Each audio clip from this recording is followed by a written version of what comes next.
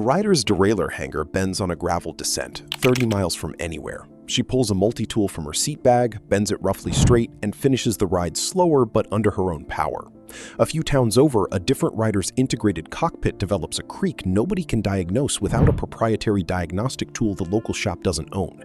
That bike sits in a repair queue for 3 weeks waiting on a part number, not a problem it's actually possible to fix in an afternoon. Both of those riders paid for the same basic promise when they bought their bikes, that when something breaks, they'll be riding again soon. Only one of them actually got what he paid for. Repairability never shows up on a spec sheet next to weight or stiffness, but it might be the single biggest factor in what a bike actually costs you after the day you buy it. Subscribe to The Bike Truth, because we're doing the actual math on what repairable is really worth, not just repeating the marketing. Here's the thread connecting all of it. Mechanical shifting keeps holding on against electronic, not because it's more advanced, but because a stretched cable is a 5-minute roadside fix and a firmware fault often isn't. Old steel frames keep getting ridden past their 10th, 20th, 30th birthday, not out of nostalgia, but because a standard threaded bottom bracket has outlived at least half a dozen proprietary press-fit standards that came and went around it. Integrated cockpits look incredible and genuinely save real watts at the direct cost of a crash repair that can take weeks instead of hours. Every single one of those stories is really the same story, told with a different part at a different price point with a different marketing pitch attached to it. This time, the part is the whole bike, and the question is what repairability is actually worth in dollars and in downtime, not just in principle. Start with the number that never makes it into a buying decision. What your time and a shop's time are actually worth once something breaks.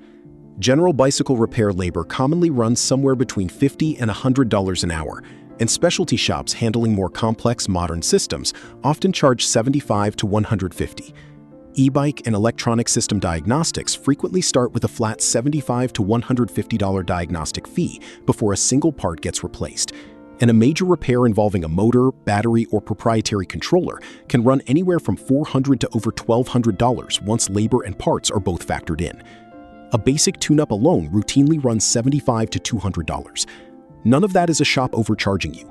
It's what it actually costs to pay a trained technician to work on increasingly complex, non-standardized systems. A rider who can true their own wheel, adjust their own derailleur, or bleed their own brakes isn't just saving a bit of pocket money.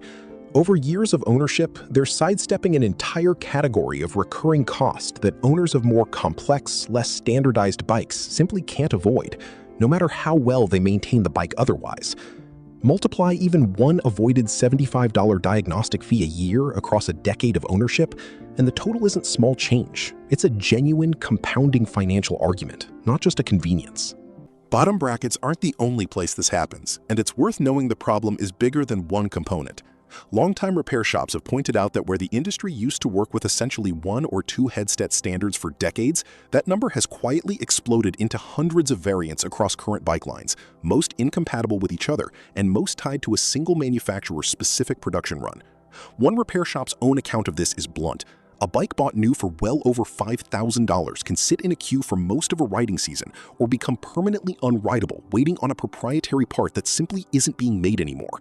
That's not a hypothetical. That's a shop describing bikes actually sitting in their own repair stands right now, owned by people who had no idea that's what they were buying into when they signed for the loan. Compare that to a component built to an open, shared standard. It doesn't matter which brand made the frame, or whether that brand still exists in 5 years, or whether this particular shop happens to stock that one manufacturer's spare parts. Any qualified shop, anywhere in the world, can source the part and do the work, because the standard itself, not any single manufacturer, is what the rest of the industry built around. One of those bikes has a repair timeline measured in days. The other has a repair timeline measured in whatever a warehouse on another continent decides to restock. There's a second-order effect here too, and it's easy to miss because it's happening on the shop side, not the rider side. As bikes have gotten more electronically and mechanically complex, the bar for who's qualified to safely work on them has risen sharply. A hydraulic brake bleed on a bike with internal routing and mixed proprietary fittings isn't something a shop can hand to seasonal summer help anymore, the way basic tube changes and cable adjustments once were. The margin for error is also higher, since a mistake on a safety-critical system like brakes or steering isn't a minor callback, it's a genuine hazard.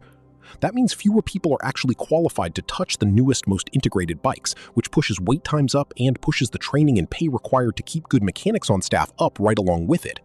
A more repairable bike isn't just easier for you personally, It's easier for the entire supply of people capable of fixing it, which is exactly why parts and labor for older, simpler, standardized bikes tend to stay easier to find, not harder, as time goes on.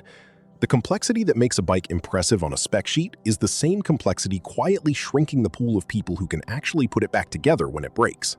None of this means proprietary, less repairable design is automatically a bad faith choice, and it's worth being fair about that. Integrated cockpits, press-fit bottom brackets and their better executions, and tightly proprietary systems often exist because they genuinely enable something a fully standardized part can't, whether that's aerodynamic shaping, weight savings, or manufacturing tolerances that would be impossible with an off-the-shelf part. A rider racing seriously, replacing components on a predictable schedule, with a relationship with a shop that stocks exactly what their bike needs, can reasonably decide that trade-off is worth it. That's a legitimate call, not a mistake, and pretending every proprietary part is purely a cash grab would be dishonest. The honest version of this argument was never repairable good, proprietary bad. It's that repairability is a real cost, paid either upfront in slightly less optimized performance or later in downtime and money, and every rider is making that trade whether they realize it or not. But most riders aren't in that position. Most riders are keeping one bike for years, doing their own basic maintenance, or relying on whichever local shop happens to be closest rather than a specialist who stocks one specific brand's proprietary parts.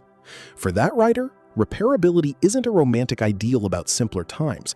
It's the difference between a $5 cable and an hour of your own time, or a 3-week wait and a bill that starts with a diagnostic fee before anyone's even touched the actual problem. So why are cyclists still choosing bikes they can repair? Because underneath the mechanical versus electronic debate, underneath the old bike versus new bike debate, underneath the cockpit debate, it's the same rider making the same calculation every time, whether a problem on the road becomes a 5-minute fix or a 3-week wait. Once you see that it's the same question wearing 5 different outfits, you stop asking which specific part is best and start asking the only question that actually predicts your next ownership headache. Next time a spec sheet impresses you, ask one more question before you buy. If this exact part failed 100 miles from the nearest specialist, how would you actually get it fixed? You'll usually learn more from that answer than from anything else on the page.